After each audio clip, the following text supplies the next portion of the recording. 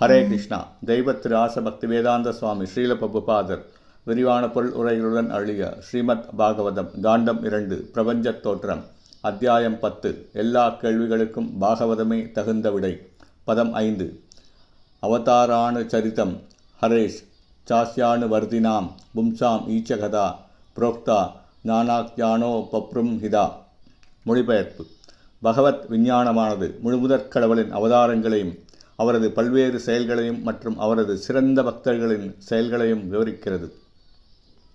பொருளுரை.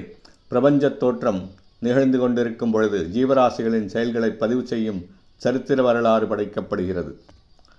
வெவ்வேறு காலங்களில் வேறுபட்ட மனிதர்களின் சரித்திரத்தையும் விவரணங்களையும் தெரிந்து கொள்ளும் மனோபாவம் பொதுமக்களிடம் உள்ளது. ஆனால் பகவத் விஞ்ஞானத்திலுள்ள அறிவு பற்றாக்குறையினால் முழுமுதற் கடவுளின் அவதாரங்களை பற்றிய சரித்திரத்தை கற்றறியும் சுபாவம் அவர்களுக்கு இல்லை. ஜடப்படைப்பு பந்தப்பட்ட ஆத்மாக்களின் விடுதலைக்காகவே சிருஷ்டிக்கப்பட்டுள்ளது என்பதை எப்பொழுதும் நினைவிற்கொள்ள வேண்டும். பகவான் தமது அகாரணமான கருணையினால் ஜட உலகில் உள்ள அநேக கிரகங்களில் அவதரித்து பந்தப்பட்ட ஆத்மாக்களின் முக்திக்காக செயற்படுகிறார். அது படிப்பதற்கு தகுதியான வரலாற்றையும் விவரணங்களையும் உருவாக்குகிறது. சிறந்த பக்தர்களுடனான பகவானின் உறவை பற்றிய இத்தகைய உன்னதமான விஷயங்களை ஸ்ரீமத் பாகவதம் அளிக்கிறது.